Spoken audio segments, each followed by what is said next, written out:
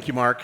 I am really excited to be here. I have to tell you, Monica was awesome. I could have sat and listened to Monica all afternoon. I need to go back to my investment advisor and say, hey, Monica said this. So that was really good. Well, I'm here to tell my story, and it was a really fun 8-year journey. We were based in Minneapolis. I lived there for 25 years. And I'll just start with the good stuff. So this is a slide from Piper Sandler, who assisted with our effort.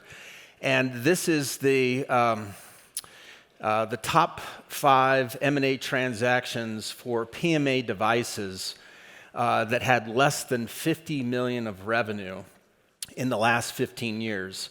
And you can see that the first 3 are vascular. Everybody, vascular always, gets a lot of recognition. But I am so pleased to see a urology company up there as number 4 on that. And then if you go to all companies with revenue, and I'm sorry, this slide was created in October, but just recently, Axonics, a urology company, was purchased by Boston Scientific for $3.7 billion. And so they would be number 1, and we would be number 9. But a tremendous ride, a wonderful story, and so let me get into the details. The company that bought us was Labry, and Labry is owned by Investor AB. The Wellenberg family in Sweden owned a number of companies and also the Bank of Sweden, and the government came along and said, look, you can't own both. You have to sell either the companies or get rid of the bank. So they got rid of the bank. They took all that money and they invested it in all these different companies. I think they own a third of NASDAQ, AstraZeneca, Saab, a number of companies on this list. Most of them are Swedish companies. Labry is their medical device venture, and it's managed by Patricia Industries. But Investor AB has a market cap of $800 billion and probably $85 billion in the bank to go out and do M&A activities. So if they're not on your list for a potential suitor, you should make them. Labry as a company is a young Boston Scientific, if you will. They have 3 specific divisions: urology, OB, and GI, and obviously we fit into the urology portfolio. I think in 2020, they purchased a company here in Utah, Clinical Innovations, for about $535 million. So they have a presence here in Utah. So let me go Urotronic by the numbers. Our first employee was hired in February of 2015. We had ultimately 23 full-time employees, and I had 8 consultants. The expensive people, I kept my CFO as a consultant, my head of regulatory affairs as a consultant, my lawyer, my IP lawyer, all of those people were active consultants to the project. We raised $62 million through 4 rounds of financing, 2 A rounds, a B round that we received from HM Capital, Hillhouse Mayo, so it was a Mayo Health venture. And then the third, obviously, was Labry. And the way Labry structured this, it was really interesting. We had 4 term sheets to consider as potential suitors and acquirers. Labry obviously had the highest number, but the thing that was very interesting on the way that they structured it was we had 2 devices, and they were staggering one another by close to a year. And they said, why don't we take the first product that you're going to get FDA approval for, and we will give you upfront money, $165 million, for a global distribution right to that technology. Well, my board jumped all over that. They loved it. And so in, I believe it was 2021, we executed FDA approval for the first device. All of my investors received all their money back and then some. And then it was just a waiting game for the second device to receive FDA approval. So very creative in the way that they had structured their term sheet that made them jump to the top of the game. We did 5 clinical studies. 425 patients treated with our devices. And just 2 comments on this. We started in Latin America, Dominican Republic, and Panama. There's probably a lot of startups here. You have to go and do a first in man. So my word of advice to you is, number 1, meet with the FDA first.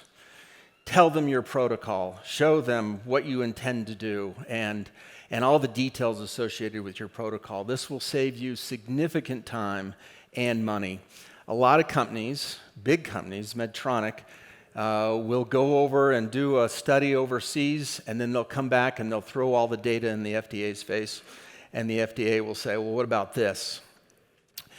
They didn't capture any of that, and they have to go back and do a study to capture that information that's critical to their approval.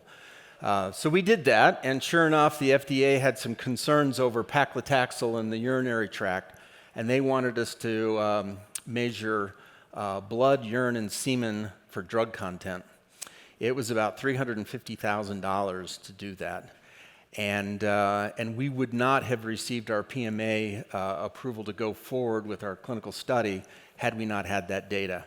The other thing I will comment on is a lot of people will think, well, let's go to Europe, or let's go to Paraguay, or maybe even New Zealand, because we can get approvals within 5 to 9 months. If you go to Dominican Republic and Panama, you can get an approval in 2 months, and you're off to the races. And if you go to those markets, you'll see that Mayo Healthcare and Cleveland Clinic have a presence in these markets. So they have very good fellowship-trained physicians, and it was a wonderful opportunity. And the temperature fluctuates 10 degrees annually. So it was a huge benefit for me, living in Minnesota in the tundra, to be able to go down there and spend some time. The 3 U.S. studies that we did were for our 2 PMA approvals for our device. As I mentioned earlier, we received the stricture approval in 2021, and then the BPH approval just recently in June of 2023. And Urotronic was acquired in October for the latter half, the $600 million for the total acquisition. And all of my employees are now Labry employees. I had $5 million left over, which is kind of rare. But I was planning that if Labry didn't execute their call option for the BPH device, we would have to go another year. And so I'm happy to report that the $5 million that was left over has been returned to all the investors as a dividend. So, first-time CEO. And, I've carried a bag in sales. I've done a lot of marketing, a lot of product development, a lot of physician engagement. And as you approach a company that you're going to create and hire employees, what kind of culture do you want? And so I put a lot of thought and effort, and this is a book. Nobody steal my idea here, but this is a book I'm planning to write, and these are the 7 chapters. So first chapter, don't be evil. We've all worked for good bosses, bad bosses, horrible bosses, and, we learn a lot from all of those people. And so my number 1 agenda item was don't be evil. Don't lie, cheat, harass. Let's treat everybody like family. Number 2, don't whine. Don't bring drama to the job. As Bill Belichick always says, do your job. Show up and do your job. Third, disagree but be loyal. I have 3 sons. One of them is an engineer. They all want to be right, but the engineer lives in a black and white world. There is no gray area. And the other 2, the gray area is 3 football fields wide. And when you work with a bunch of very talented engineers and you get them all in a room, they love to argue. They all want to be right. And so the rule of law here is you can disagree, but we need to be loyal as a team to move forward. Plan the raid. Really do your homework. When you go and meet with the FDA, great things can happen, but bad things can happen too. You want to know all the questions that they're going to ask. you want to plan the raid very carefully, and you want to bring the best assets that you possibly can to the table. Great story. A very dear friend of mine, Jerry Jordan, he was the secretary of the board of urology, and I took him to the FDA. And I thought, we're going to have some really tough questions, and he's going to be able to challenge all of them because this is the guy that does all of the oral boards for all of the urologists in the United States. And he's tough. He's a Navy pilot. In fact, he was one of the first Top Gun pilots in the country. And he leans over to me and he goes, "This could go really well, or this could go really bad for you." And I go, "What do you mean?" He said, "Well, I do all the oral boards, and the two urologists that are going to come in here for the panel could have been some of my subjects. And I'm mean, I'm tough, and it could be payback for you." And fortunately, it didn't go that way. But plan your raid. Be very thoughtful in the way that you approach the FDA. And challenge them back. Don't just accept what they give to you as an answer. All in, both feet in the boat. I was a river raft guide between my college semesters, and I would always get 8 to 10 people assigned to my boat. And my river was the South Fork of the American River between Lake Tahoe and Sacramento. And it had a number of really intense Class 3 and Class 4 rapids. And I would always pick the two biggest, buffest guys, and I would put them in the front of the boat. And I would tell them, "You are the engine. You're the guys that are going to set the pace for everybody to paddle behind." Because the first rapid that we're going to engage with is called Meat Grinder. And literally, if we don't do well, that could happen. So everybody follow their lead. And that works great. You probably have recently seen the movie The Boys in the Boat. At the very end of the movie, there's a very telling quote where the old man says to the young boy, "We were one." And they won the race because they were one as a team. They were all in sync. And one of the things that I'm very proud of is that all of the employees were allowed to invest and all received equity. And I think that really helped with having all the feet in the boat. Take risks. You've heard this many, many times. We made a lot of mistakes. I made a lot of mistakes. But you fail early and you learn and you move on quickly. And the last is celebrate success. Tell tall tales. People go to work, obviously, for a salary. They also stay because of their boss and the environment that they work. But more importantly, they stay because they are being recognized and feel fulfilled because of the work that they're contributing and receiving the recognition as a result of that. And so every month, we had an opportunity to celebrate a new milestone or a success within the organization. And I truly believe that these 7 chapters of my book literally dictated the success story behind Urotronic. So just a little bit about me. As I said, I have 3 sons. I have a wonderful wife, Marianne, who's here in the audience with us. Of 36 years we've been married. I have a daughter-in-law who just provided a brand new grandson, which is just a wonderful new stage of my life. As Mark mentioned, right out of college, I got a job with Honeywell. Went to work soon after at Kendall Healthcare as a sales representative. Was very successful in turning a territory that was underperforming, turned it around and got promoted into marketing, moved my family all the way across the country to Boston, and then ultimately moved to Minneapolis to join the interventional cardiology division of Boston Scientific. And I was unbelievably impressed with the caliber of people that they hired.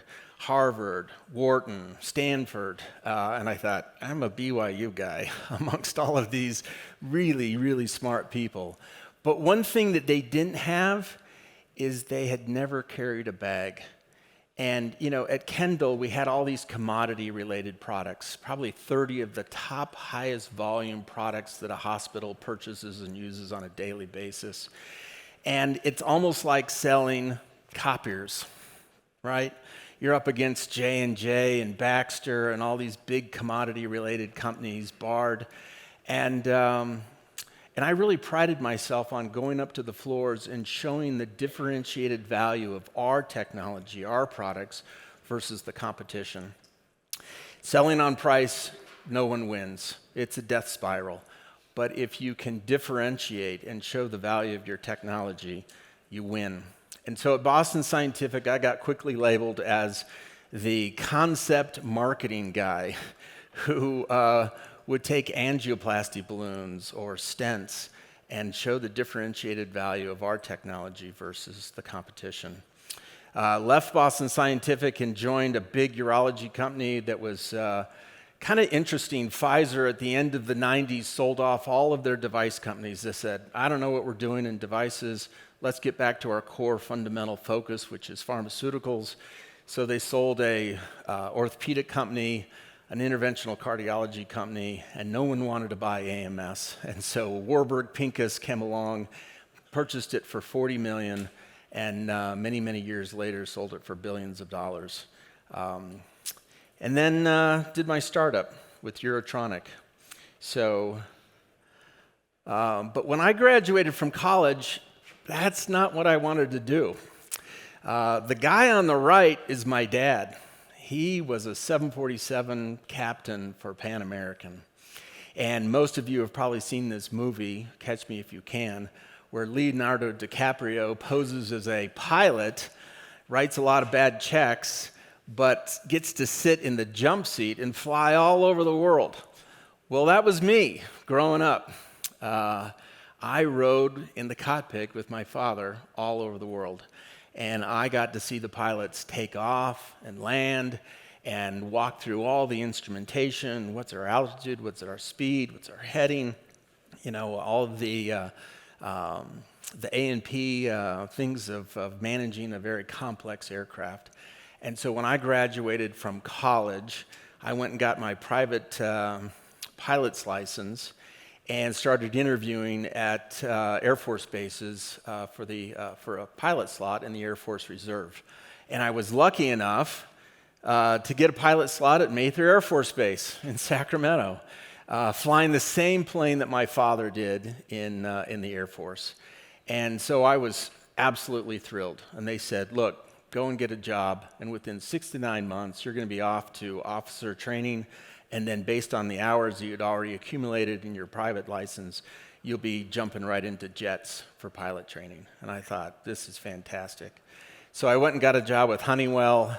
6 to 9 months rolled by, and lo and behold, President Bush had taken over for President Reagan, announced that the Cold War was over, why do we need all these Air Force bases, and started dismantling several of them across the country, including mine. And so I was out of a pilot slot. And I'm sure many of you in the audience have had this type of, I hit a wall. What am I going to do? This was my absolute passion. And I wanted to follow in my father's footsteps and fly all over the world. And I knew that Honeywell was not the answer for me. It was more of a stepping stone just to bide my time to get into the Air Force. And I ran into a guy in a tennis league that was doing phenomenally well, and he was in surgical sales. And he introduced me, and the rest is history. So the medical device industry has been phenomenal. In fact, it can be unbelievably rewarding. There's been multiple times during my career where I've said, pinch me. I can't believe they're paying me to do what I'm doing because I'm having so much fun.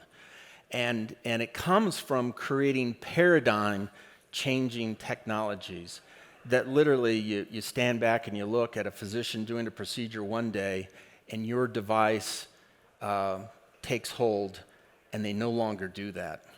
And so at Boston Scientific, I was an angioplasty product manager.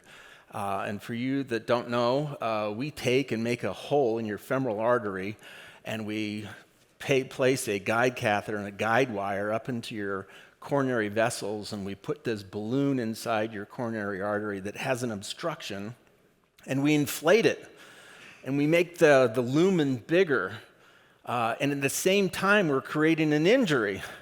And you walk away from the procedure and you've got increased blood flow, it's great.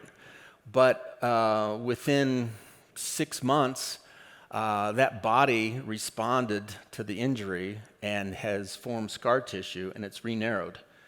And so we got smart in the industry, and we created what's called a coronary stent. It's basically a chain link fence welded into a tube, and we put it on top of an angioplasty balloon, and we do the same thing. We track it back up into your coronary artery, and we deploy this metallic stent, and it holds the tissue back and keeps it open. Well, the tissue and the body get really smart, and they grow through the chain link fence and re-narrow the artery.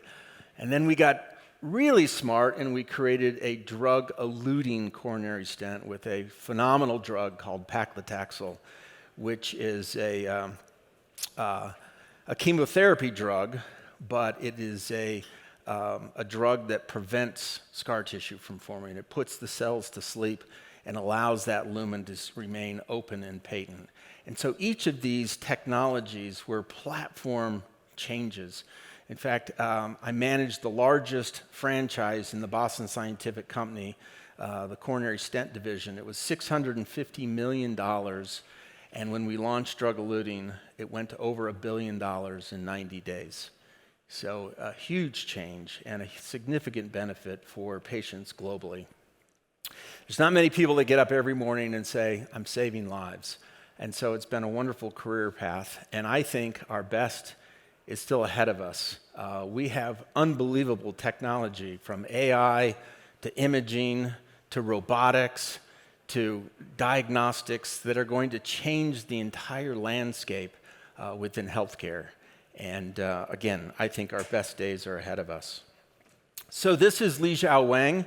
I worked with Dr. Wang on balloon materials to create different angioplasty balloons at Boston Scientific. We also worked on stent delivery systems, and ultimately he created the drug-coated, drug-eluting coronary stent for Boston. He is Twin Cities famous. He has over 300 patents. He has created billions of dollars for companies, Boston, EV3, Covidien, and every time he created a unique technology through IP, he was given a plaque and a check for $1,200. And he finally had a brilliant idea, and he walked away from all of it, started his own company, and he got his PhD from Wisconsin in polymer science. And he figured out a way to take a drug and bind it with these novel excipients and molecularly bind it to an angioplasty balloon. And think about that. Here's a drug that we poke a hole in your femoral artery and we chase it down below the knee, and the blood is flowing faster than a garden hose, and yet that drug does not come off. The balloon comes up and it gets to a nominal pressure. It's expanding the lumen, and it creates these micro tears or fissures, and just the stretching of the balloon coming up to full size fractures the coating and allows the drug to release and penetrate into the tissue and prevent that recurrence of scar tissue. Brilliant. He sold it for $325 million and called me and said, hey, I kept all the non-vascular rights to this technology, and I know you've been in urology for the last 20 years. Can you help me? And so Urotronic was born. You can see how drug-coated balloons in the peripheral vascular space have literally dominated. They've treated millions of patients with this technology and with this drug. And our mission was to apply the same type of technology to body lumens within the urology space. So when you take a look at the urinary tract, you've got your kidneys, your ureters, your bladder, below that, if you're a man, a prostate, and then your urethra that goes out. And all of these have various forms of issues that could be solved with drug-coated balloons, and I'll go into it. So strictures, 1 in 5 men greater than 65 years of age are going to have a stricture at some point in their life.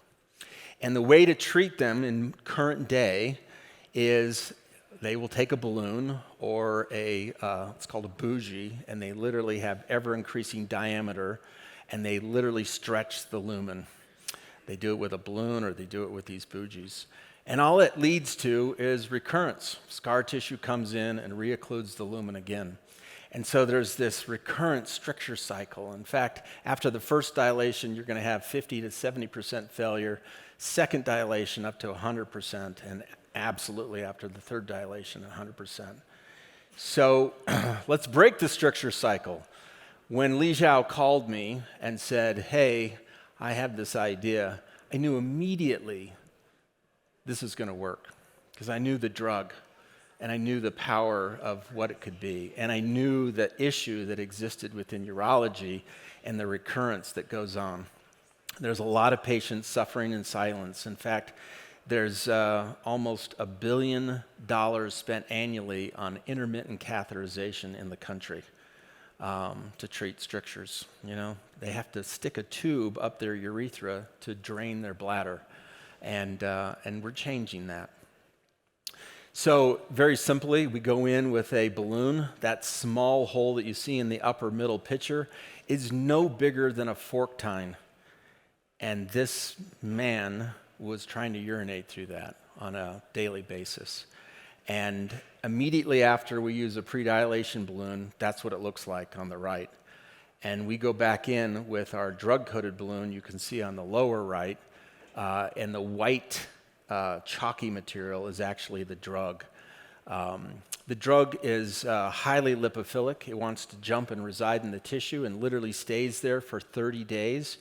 And that's really important because if you look at the cascade of wound healing, you need something beyond 5 to 7 days in order to put those cells to sleep and ensure that scar tissue isn't going to come back.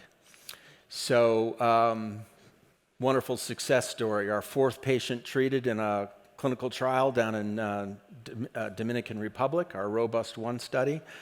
We'll call this guy Freddie.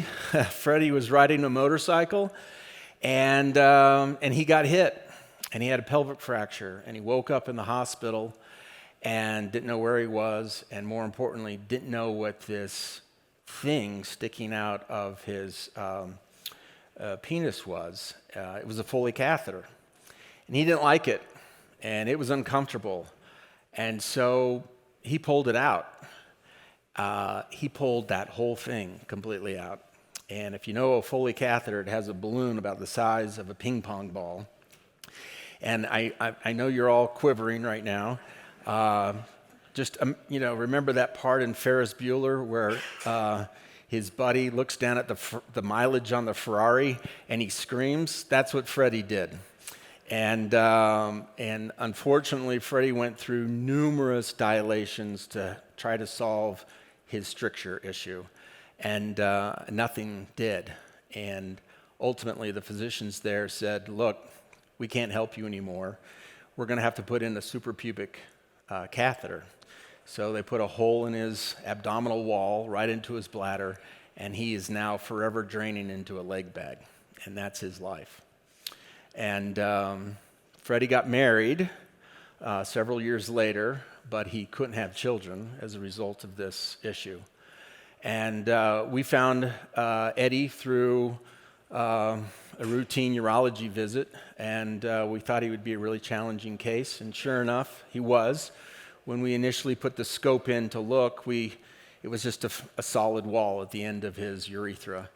And the doctor had a really novel idea. He went through the suprapubic catheter with another scope that had a light.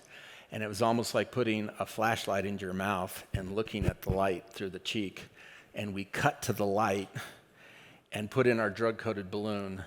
And 4 years later, here's Eddie with 2 children. And it's just,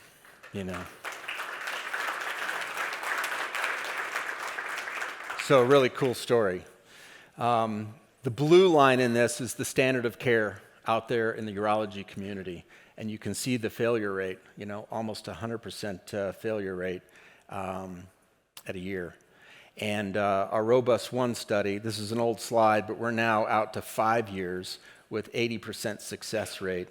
The pinkish line, we took on a really challenging patient population of radiated patients post-radical prostatectomy, and they even had phenomenal success with this. And then you can see our robust 3 study, which was used for the FDA approval, is tracking right along with our first-in-man study, Robust 1. So it's been a great success story. The best thing about this technology, there is no competition. I had a sales rep up in Canada call me, and he goes, "I've never experienced this before in my life." I go, "What's that?" "No one says no." And all urologists treat strictures, so it's been just an absolute huge success. As Mark talked about, BPH, or enlarged prostate, is a huge issue. And for the men in the room, hopefully you'll learn something today. Number one, you can run, but you can't hide from this. It's going to get you at some point in your life. And if you look at this prevalence chart, 70% of all 60-year-olds suffer from BPH. And BPH specifically is this walnut-sized gland that we start life with, grows and gets bigger. It grows out and it grows in. And when it grows in, it impedes flow of urine. And you always know when someone has BPH when you go to the ball game. You know, you walk in and there's this man standing at the urinal. You go to the bathroom and you walk out and he's still standing at the urinal. So the issue with this is not a lot of people want to go and get a procedure because of the things that are listed on the left. And there's 40 million men that are out there that are unmanaged. They just think it's, hey, I'm getting older, this is a fact of life, and I just have to deal with this. Some people go and they see a urologist and they see the different things that are available, and they remain in the watchful waiting category. And then there's a bigger portion of the population that goes over and are on drugs to loosen the tissue and allow for more flow. Doing nothing is very bad. And if there's one lesson for all the men in the room, which, you know, men, we procrastinate our health. So maybe I should speak to the women. Women, prompt your men to get to the doctor's office, because this can lead to acute urinary retention. You'll be out one day, and you won't be able to go to the bathroom, and you'll end up in the ER. And don't be that guy. Seek treatment. It could lead to serious urinary tract infections because you don't have the flow that is needed to keep that at bay. It can lead to kidney damage. It can lead to bladder wall damage, bladder wall thickening. It's like weight training, and the harder the bladder works, the thicker the wall becomes. And then as you get older and older, you're just at greater surgical risk. So don't wait. In fact, if you're a patient on drugs, BPH drugs, they were never meant to be a life-sustaining thing. It can lead to early dementia and Alzheimer's. So it was always meant to be a temporary thing. And the urology community at large is really wrestling with this. Why are we putting patients on a lifelong drug for a quality of life disorder? But I get it. If you go to a urologist and you have BPH and you hear the pitch, they're going to say, look, I can cook it, burn it, cut it, laser it, steam it, tack it, water jet it, and or stent it. And none of those sound good. In fact, you know, the prostate in a man is the most violently attacked organ in our entire body. And we didn't want any of that because all of those have inherent side effects. So we had a different idea. And our idea was to create a balloon that would propagate a natural tissue plane that exists in every man. Many of you have probably purchased chicken breasts, and you go home and you wash it in the sink, and you literally can take a finger and do blunt dissection on what's called a commissure, or a natural tissue plane, and you can separate this tissue. Well, that exists at the apex of every man. And in the old days, when they did an open prostatectomy, they would make an incision in your lower abdomen. They would go through your bladder, and with a gloved finger, they would reach in and propagate that split and then sweep circumferentially to take all of that adenoma or prostate tissue out. No one wants to have an open procedure. So we basically facilitate that with our balloon. And balloons were tried in the late 80s and early 90s, but they were shaped like the stricture balloon. They had a propensity to migrate into the bladder because of the water bottle shape.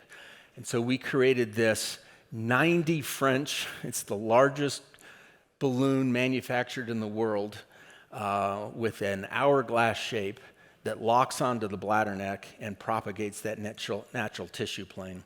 And if I could get the guys in the back to play the animation by rolling over. This image on the lower left, there you go. So we put a scope in, we slide our catheter through the scope, we pull back, and there's a blue marker that signifies you're in the correct position. It's right at the external sphincter, a very common landmark for urologists. We inflate the balloon, it propagates that split, lays down drug. And by the way, we only go to 4 atmospheres, so it's very mild to balloon dilation. And we leave the balloon in for 10 minutes so that there's complete absorption of the drug. We pull the catheter out. We put a Foley in for 2 days. And you can see the before, significant obstruction, and the after. Urologists look at this picture and they think, it looks like you just did a TURP, a surgical procedure to remove tissue. The thing that's so unique with this technology is the immediate impact that it has to flow, and the long-term effect it has to flow. It's really all about flow. This is IPSS, which is the International Prostate Symptom Score. Anything below 10 is great, and the durability so far with our first-in-man trial has been fantastic.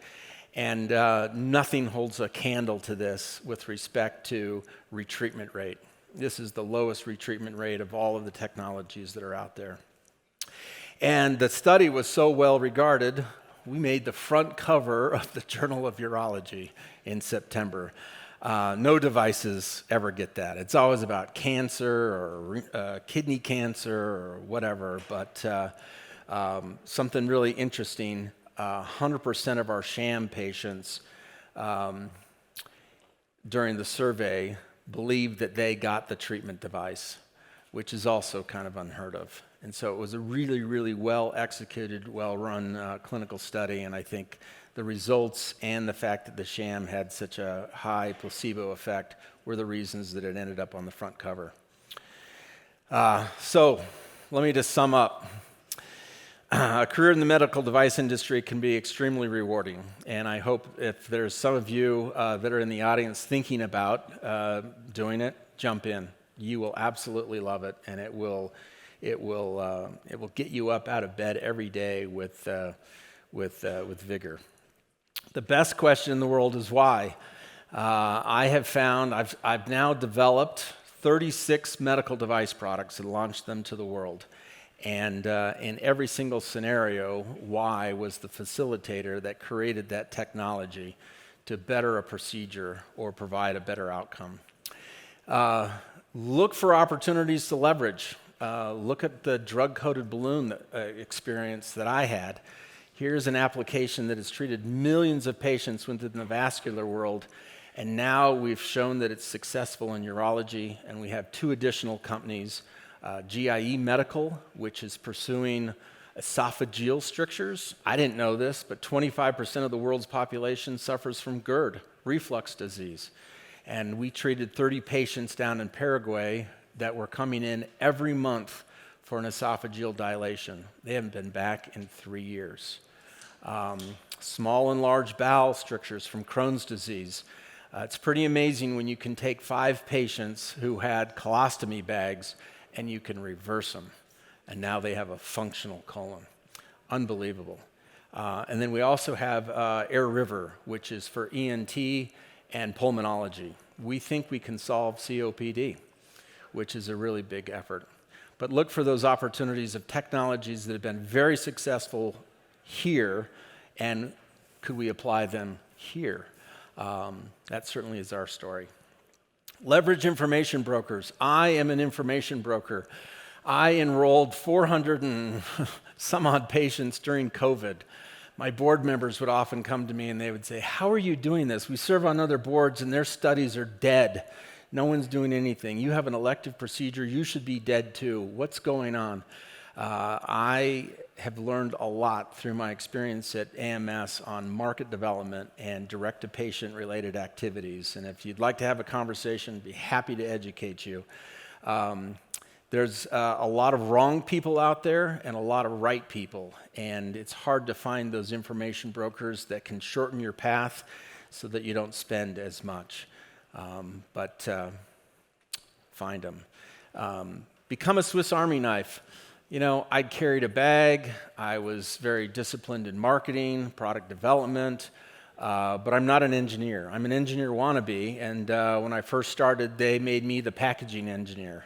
And I loved it, absolutely loved it. And my advice and counsel is if you have an opportunity to take a job in a different discipline, clinical, operations, regulatory, quality, marketing, field clinical, whatever it might be, do it. Gain that experience, because when a Dave Perry comes and he goes to hire you, you're going to have to lean on those, various Swiss Army blades because we're small, nimble, and lean, and everybody has to kick in. And have patience. Look, when I first started and I was trying to get my A rounds, we met with all the USVC. I went to LSI and all these different meetings. I pitched, and I have to tell you, looking back, I was awful, just awful. But keep pitching. I would look at the USVCs and no disregard to them, but back in 2015, money was tight. And, they would look at 100 deals a year and do one. And you could be Superman on your pitch, and you may not get that one opportunity. But just keep pitching. Have patience, because it will happen. And your best pitch is ahead of you. So thank you very much.